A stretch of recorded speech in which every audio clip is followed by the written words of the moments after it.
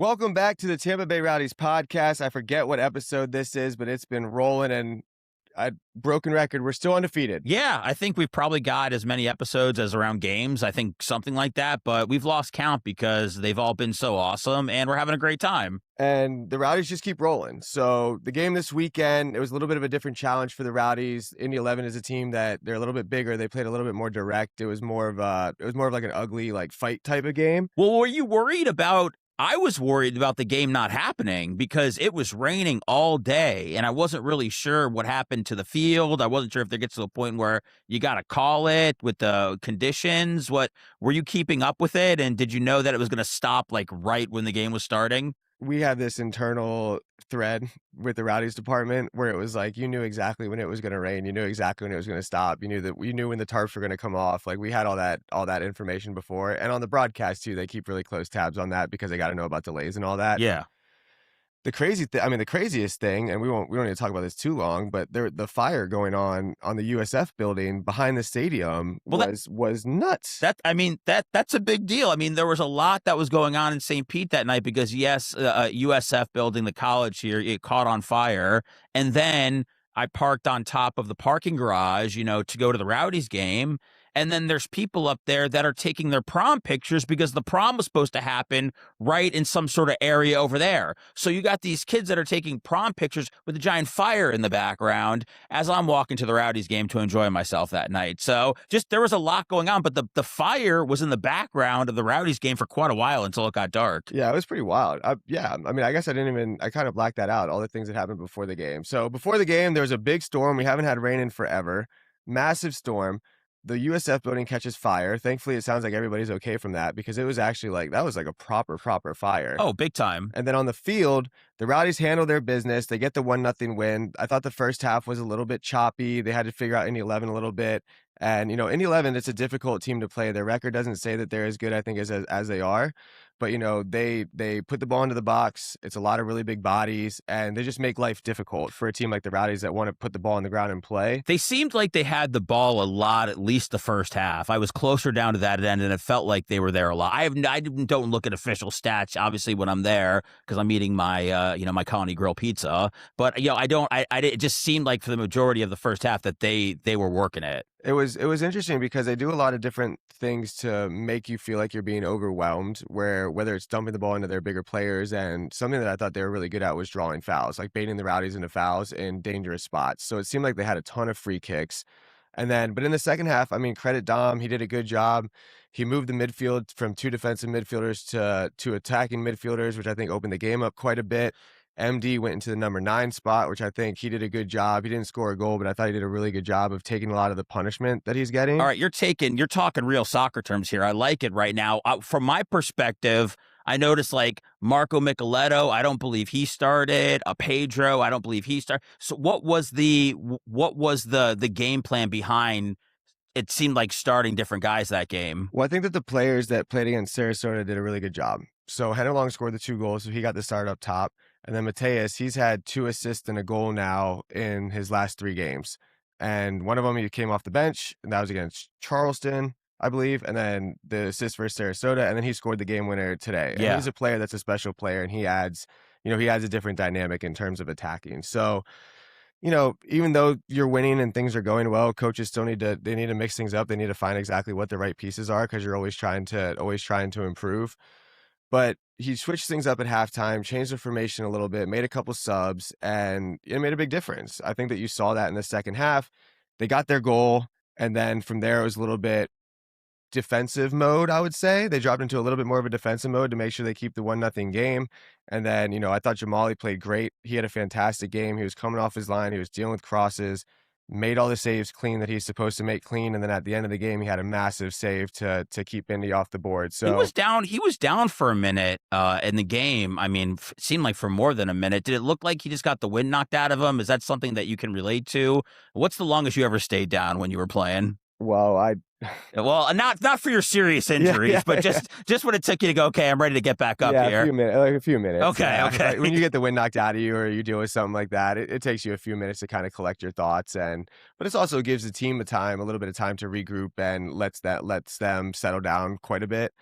So, but he did a good job coming off his line. I mean, there was tons of traffic, and Indy 11's a team that likes to put the ball into the box, and What do you think? What do you think about Jamali's performance this year? I mean, as a fellow keeper, I mean, I don't think you get to being undefeated at this point without having great defense, great goalkeeping. yeah, no, he's done well. I think that this was the first game. This was the first game that, for me, I'm watching to see when they really get tested. I think that this was the first game where he really had to step up and be a guy that was like, I'm the man this game. I'm gonna help my defense out with crossing. I'm gonna make the saves I need to make. And he was up to the task, and he did a really good job with that. So for me, as somebody that's still, watching from the lens of let me see when the game's on your shoulders a little bit, let me see how you do.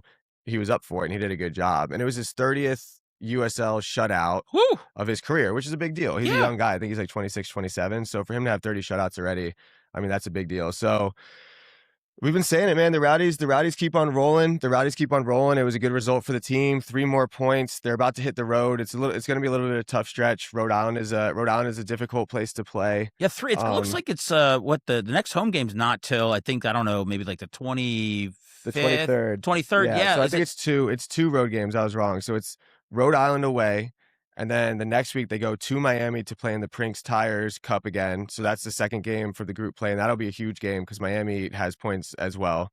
And then they're back home for Military Appreciation Night on May 23rd, and that's against Phoenix Rising, which is a West Coast team. So they hit the road for a little bit, some difficult tests, but then they're back home where they've had tons of success. Yeah, no, it's been fun. Like I said, I took more people to the game this week that have never been before, and of course they had another great time. It's like I say every week, finally getting out there, then seeing that the Rowdies play and seeing the Rowdies win, and getting the fireworks after the game. Like everybody's having a great time. It's great energy. Like what more could you ask for? Yeah, I don't know. Yeah, I'm not really sure what more you could ask. I don't think you could ask for more. Yeah, but no. So the Rowdies, they're keeping things moving. They're doing a good job. They're collecting the points they need to early in the season, and still, I mean, this is something that we are going to say until it's not the case anymore because it's pretty cool.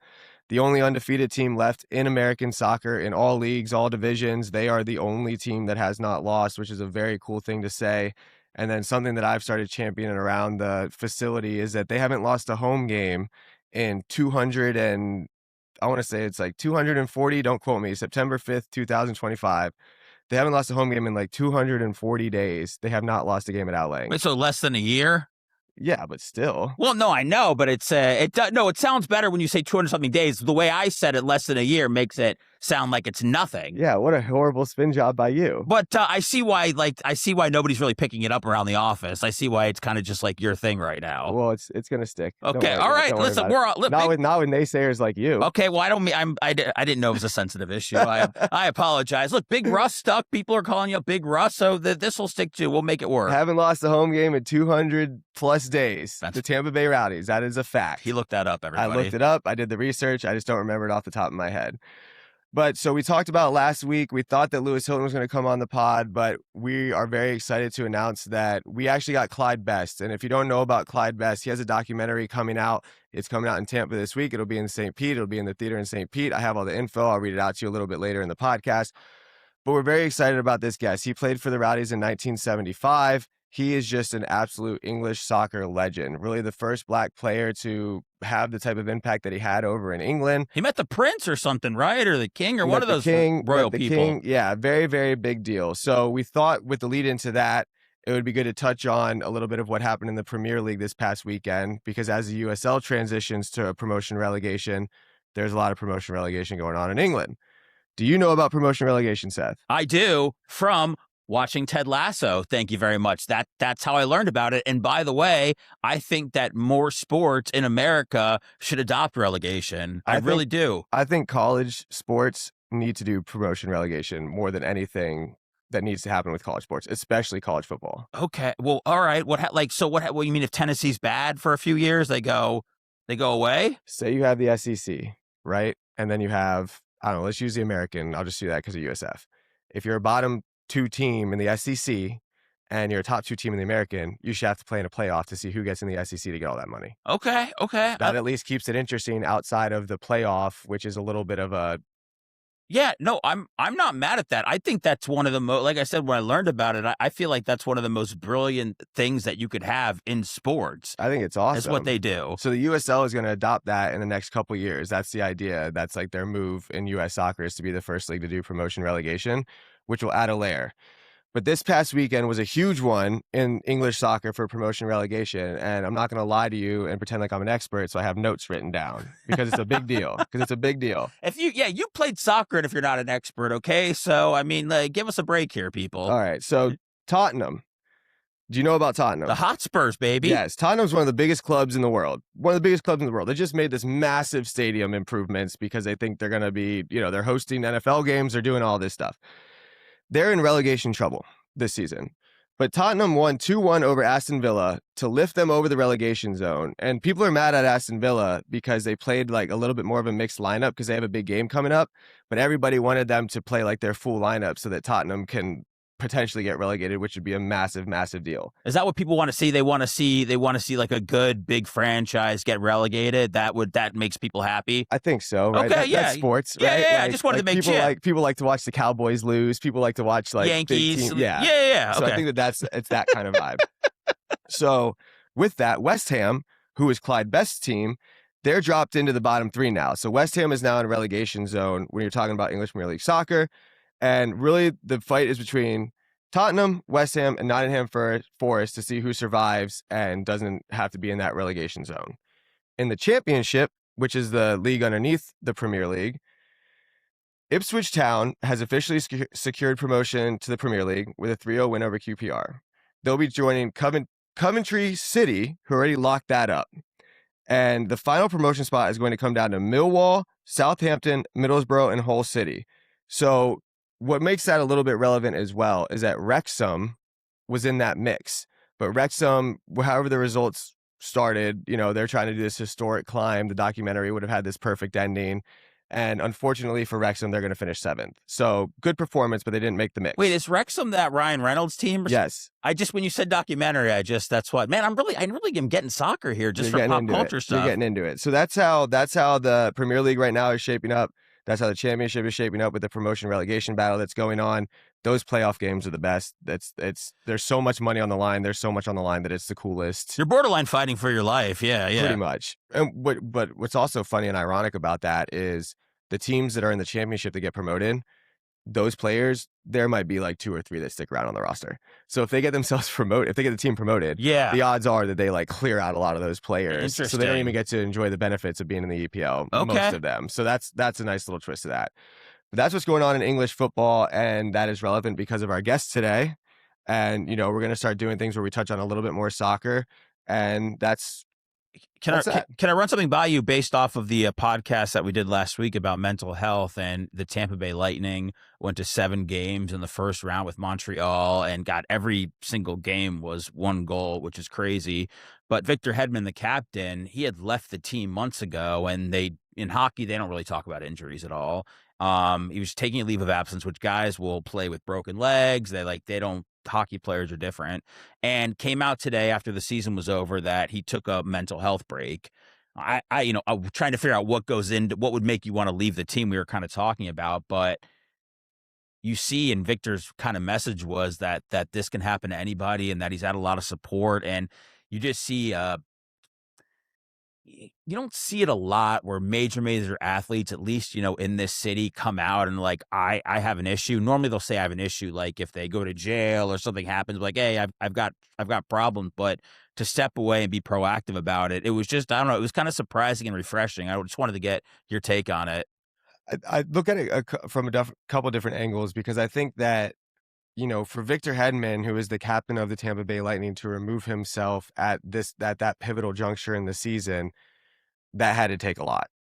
That like really, really had to take a lot from him because, I mean, when you're the captain, you're the guy. Yeah. So people turn to him, and obviously the playoffs, it's a really meaningful spot. So for him to be going through that, one, you hope that everything's okay from the mental health perspective. You hope that everything's okay with him, everything's okay with his family, all those different things. What I think is refreshing, honestly, is that somebody like that of that status comes out with a statement like that after the season's over, after the team has this heartbreaking loss and like fans are like devastated over the loss. he comes out with a statement about that, saying that he took off for mental health purposes. Yeah.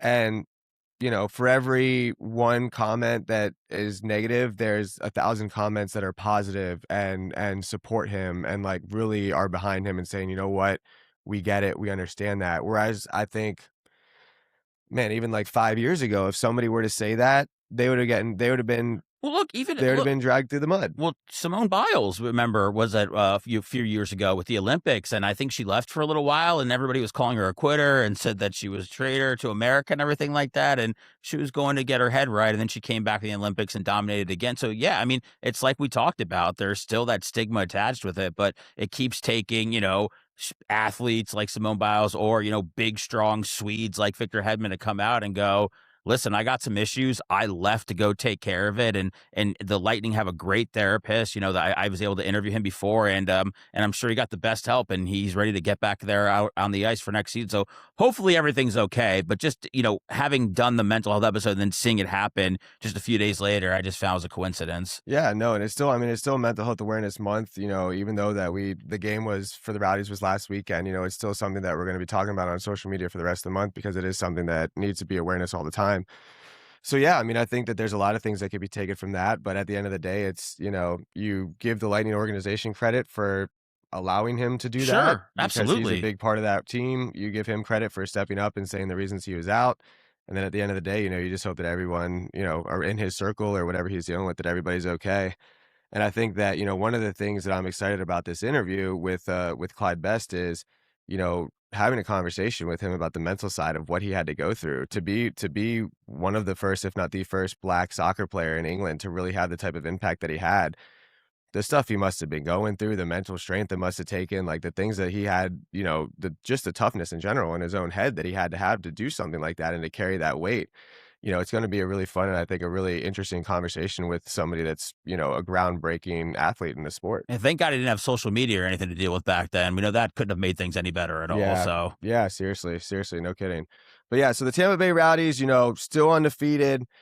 5 wins on the regular season with the USL, 2 draws. They're 1-0 in their group play for the USL Cup, and it's just really special what's going on with this group. I mean, it's one of the most, even from a sports perspective, I think that it's one of the cooler stories going on in the entire sports world. You're talking about a team that completely revamped their roster.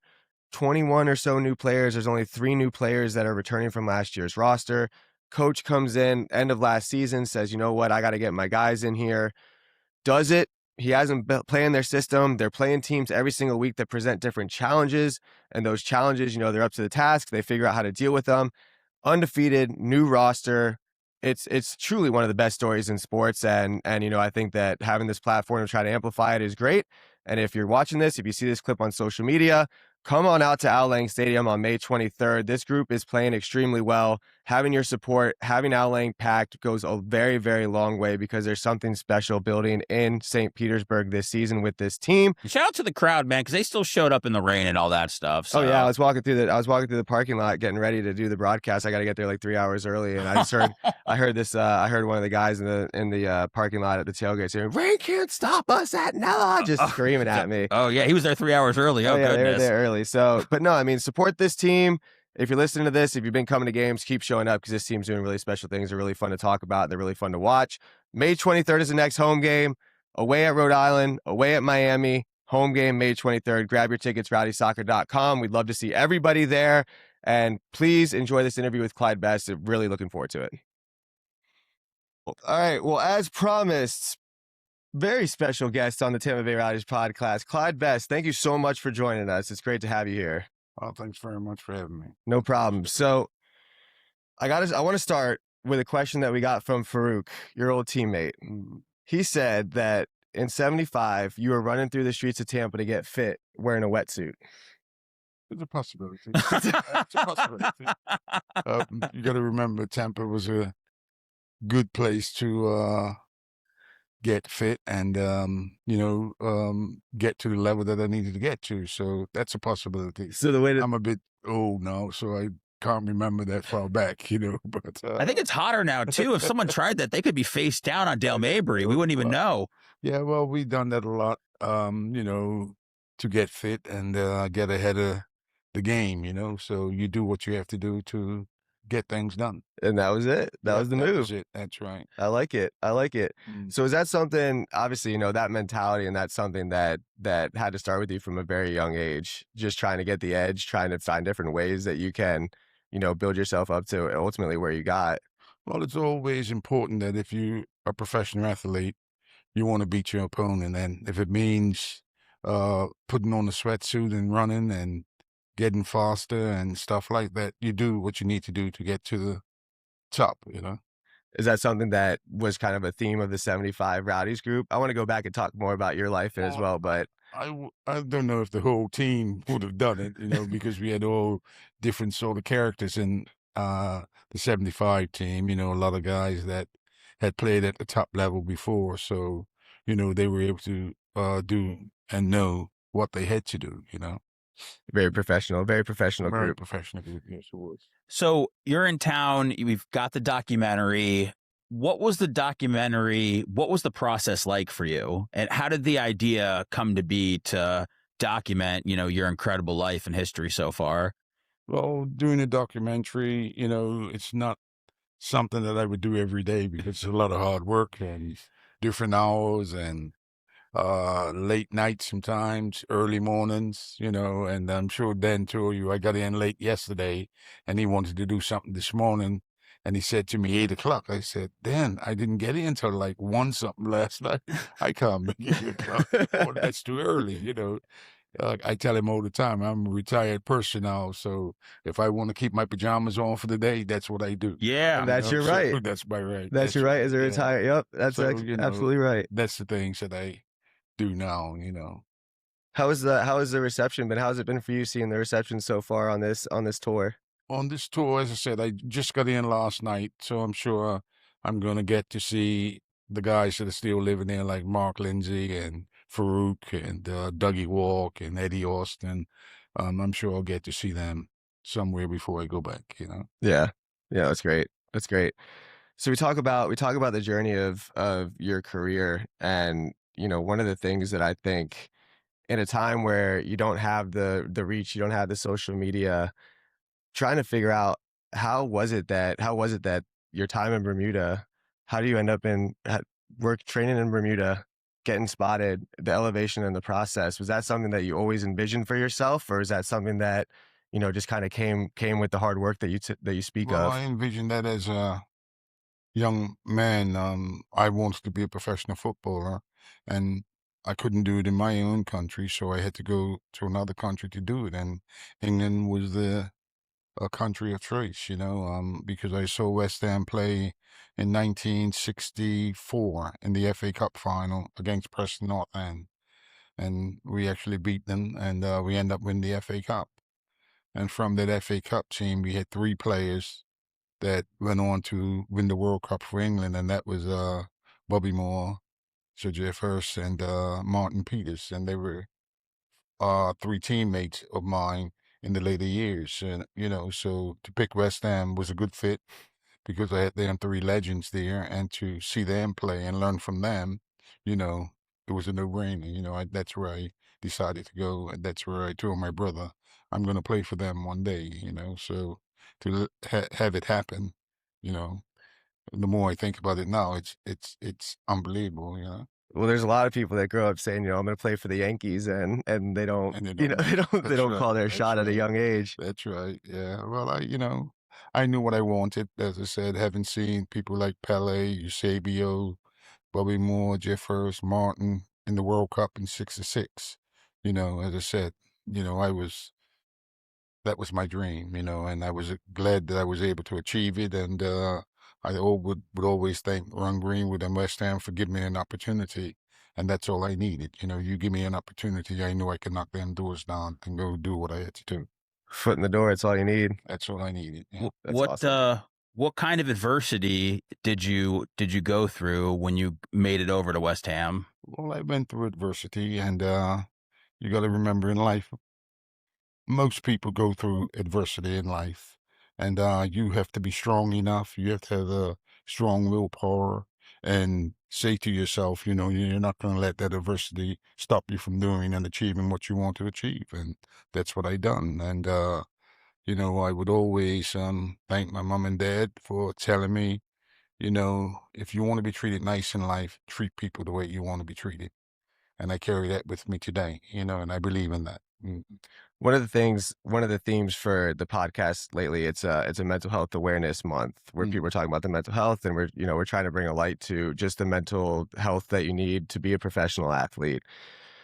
What was it like, being in your situation from a mental standpoint of the game? What were the things that were there different methods that you used to block out the noise? Were there different things that, whether it was racial things coming your way, whether it was adversities like you speak about, what was kind of your process to dealing with those different situations? Well, anyone that has an appetite for wanting to be any type of professional, you have to have a certain mentality.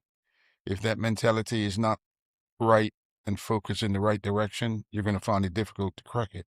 But if you have the right mentality, you have the right attitude, you know what you want to do, you just go and do it. And you leave the people that make the decision to have to come up and make it. Were there any moments in your career that really stand out that were more difficult than others? Well, I would think the most important thing, was the chance that you got from the crowd and, the banana being thrown at you, you know, again, you got to be strong. I couldn't afford to let that stop me from achieving what I want to achieve because I don't think I would have been able to do it if I let that interfere with what I want to do. And as I say, it wasn't easy, but then again, somebody has to be the flag bearer. And for some reason, the Lord picked me, and I was the one that went out and set about doing it. Well, the Lord wouldn't pick you if you weren't strong enough to carry the burden, my friend. Well, I appreciate that, and I'm glad he did. Yeah, yeah, no, it's great. And I would do it all over again. All right, you scored a ton of goals in your career. I'm sure maybe the first one stands out. Are there any others that just randomly pop up that you'll think about? Just kind of now that you're away from it, you're like, oh my god, it seems like the weirdest things end up staying with you. Is there any one goal that just really stuck with you? Well, the first thing I tell people as a footballer, any type of goal is a good goal. It doesn't It matter hit how it my goes arm. in. It could hit me on the backside, Yeah. go in. So just being able to put it in the back of the net between the white sticks, that's an unbelievable feeling. And if you're going to have stuff that you hit from outside the box or from across and a volley, that's special, So a lot of stuff when it comes to goals, especially top goal scorers, you do have some special ability to be able to put the ball in the goal. What do you think in terms of your style of play? What was obviously your goal scoring ability is second to none, but what was the thing that really you think separated you from the rest of the pack? Well, I think the thing that made it easy for me, being a big fella, a lot of people never realized how quick I was. But Caught him off as my guard. guy said, you give me a half a chance and it's Yeah, all over. yeah. Don't even think about it, So for those people that I played against that, uh, never realized how fast I was, what I would say to them is I fooled you and you never paid attention to it. Never let a size determine what a person is capable of doing because I was quick as anybody in the game. And they didn't have as much film back then to scout you the way that they can scout now. Well, as I said, but then during the documentary, this is the first time I've seen a lot of the film, like scoring goals and going across people and that sort of stuff, and one of the most important ones was playing in the Pan Am Games in 1967, and that was against Mexico City. Mexico, the country, and playing for Bermuda, Little Bermuda, whose population was only 60,000, and going all the way to the final in that Pan Am Games, that sticks well up in my thinking, because if it wasn't for that national team and playing for my country, it might have been a bit harder for me in England. Yeah, it gave you the platform to be able to get showcased. That's true. And as I said, I think what's helped as well, the commissioner at the time, Phil Wooslam, who had played for West Ham, he had seen me play for Bermuda, so he was able to relay information to Ron Greenwood when I went to England, so that probably helped as well. That was a pathway. I think so. Were there other teams other than West Ham that you knew were interested in signing you? I didn't know at that particular time. He just made arrangements for me to go to West Ham. I know for a fact after being there for the period of time, everybody came knocking on the door because they'd seen me play and they want to come to their club, but West Ham would never let me go. Yeah, that was the dream though. It was a dream come true. Yeah. It was. Yeah, no, that's awesome. What kind of relationship or interactions did you have with Pele? Pele and I first met Pele in the early 60s. We came over to play a game at Randall's Island. It was West Ham against Santos. So that's where I first met him. And during the course of the game, he scored 2, I scored 2. So we drew the match 2-2.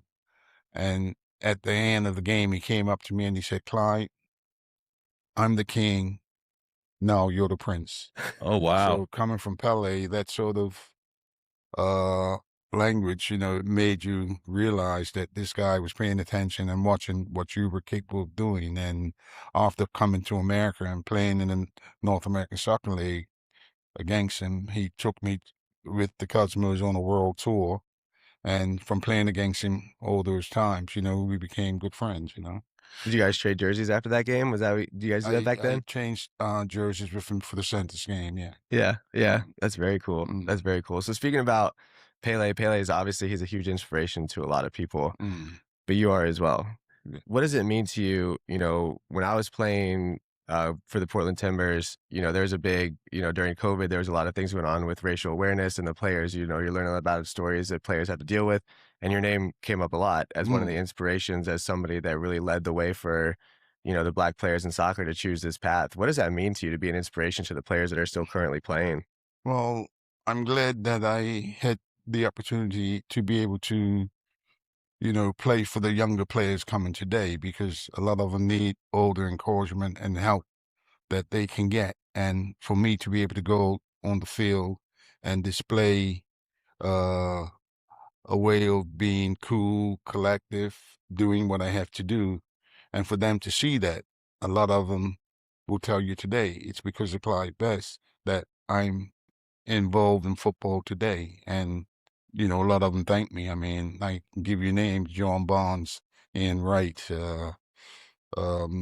Ferdinand, Les, oh, tons of them. So, when I look at it now, I'm saying, hey, I'm very grateful and thankful that I had the opportunity to do that and being able to pass it on to other people. Because as I said to you earlier, another thing my parents told me, that when I go to England, you're not playing for yourself. You're playing for those players coming after you. And when I look today and see the numbers of players that are playing in the Premier Division, it's something like 45% are players of color. So that tells me we're heading in the right direction and we're doing the right thing. Man, it's incredible. Do you feel like there's not enough people named Clyde anymore? Not enough people are naming their babies Clyde? Oh, well, I couldn't tell you why. I wouldn't even go that far. I've been thinking about it a lot. I don't know. I don't know why. I don't know. I couldn't tell you that. I got my name from my parents. My dad was from Barbados. It's probably the name that came from one of his friends when he was in the Navy. So, I just stick to it, and that's okay. If they don't want to be named Clyde, that, in a sense, I'm glad, because, what I'm doing and done in my life, I don't want nobody coming along and tarnish that name. Yeah, Good point. Yeah. We don't want any weak Clydes out there. Yeah. So if you hear that, no weak Clydes. Yeah, if you're thinking about it, just don't think about it anymore. So obviously, Tampa Bay Rowdies podcast, you're here celebrating. We're gonna do the documentary premiere here over the next 3 days. What was the motivation to make the move to Tampa and join the Rowdies and the things that were going on here? Well, during my time in 1975, I had a chance to come to Tampa through Eddie Famani and Bro Rogers, who was one of the people in charge of the Rowdies at that time. And they came to England, and Eddie was already at Charlton, and he was coming over, and he asked me if I'd like to go to America. And, I thought about it, and spoke about it and with my agent and everything at the time. And, having just missed out on the FA Cup final in 75, you know, things were going a bit different that I wanted at that time. So to have a nice opportunity to be able to come to America and play in a more or less like a type of new sport, was good for me, and it was also excellent for the Rowdies because that year we went on and won the championship. And up until this time, we still haven't won another one. So to be on the team that won the first one, hey, I'm over the moon with that. And the guys that I played with were a lot of great players, that played in the English Premier Division themselves. Do you think that the 75 team and the people that came to America understood kind of the challenges that would be in place to grow the sport in this country? Well, I think a lot of us that came, we knew that we were coming to a country that was trying to get soccer at a higher level. And I mean, a lot of them still live here now. So that tells you that they Yeah, came they with still the come out to right, practice all the time. You got to come hang out with them. They're out there all the with time.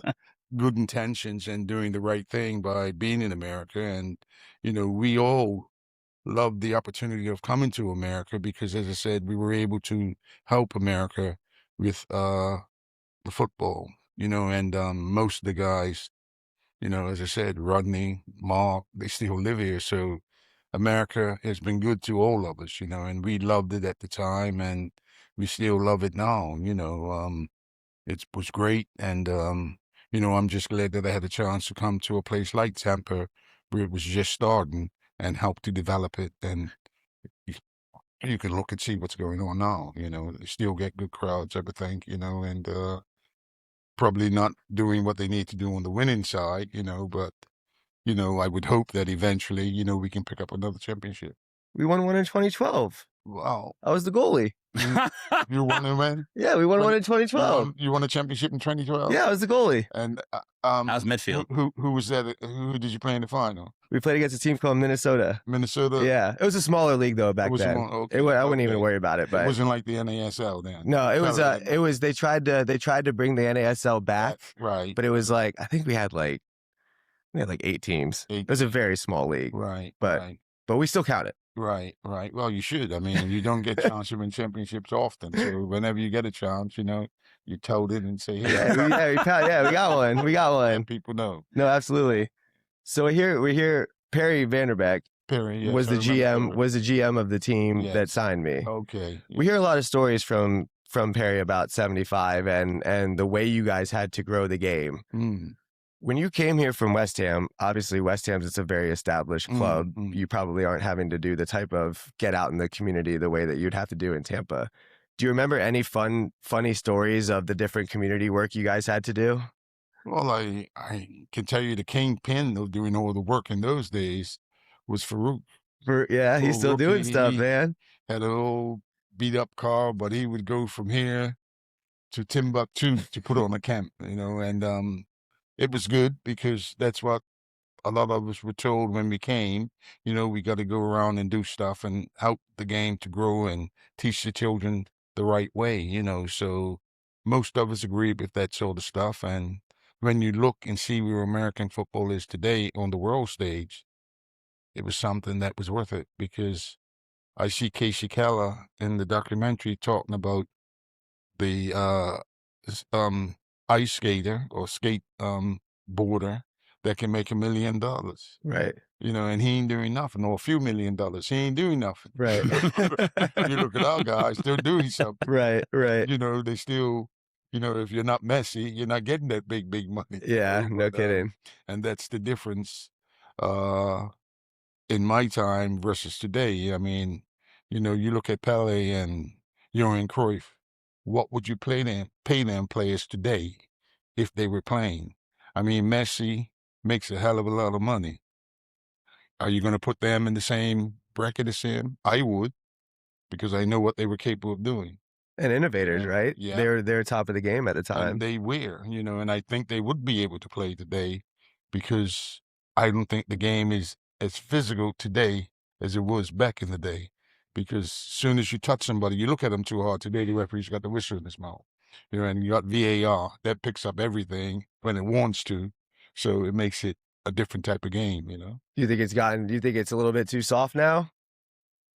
I think it could be a bit more physical, if the referees would allow it. But I mean, the most physical football is today is when there's a corner kick and you see all the pulling the shirts and things like that. Now, to me, if somebody does that in a game, it should be a penalty Yeah. because you see the pushing and elbowing and the only time you see a penalty if the ball hits somebody on the hand and his arm is out from his body. That's the only time you see it. Very seldom you see him do it for them pushing and pulling and grabbing here and all that stuff. So that's what I don't like about the game today. As I said, I like when we were playing where it was physical because you had to be able to handle it. And if you couldn't handle it, you'll get, sold up. Clyde, I like to cry. It feels good. Are we going to have any of those moments when we watch your documentary at all? Any emotional moments for you or, for just somebody watching that could choke us up? Well, you can ask the producer. I'm sure he takes a hanky with him every time he goes. And we've seen it about 10, 12 times already, and when it gets to a certain part of the film, I get teary-eyed. And that's when you get to the part where my friend Clyde Charles, Eddie Cook and myself go to his graveyard.